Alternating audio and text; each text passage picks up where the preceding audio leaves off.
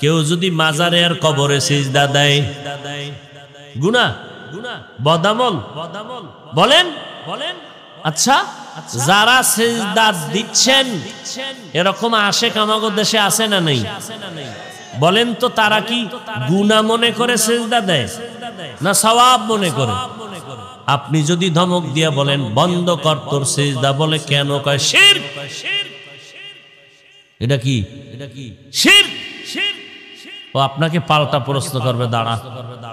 শিরিক যে বললি কারণ দলিল দে আপনি দলিল দিলেন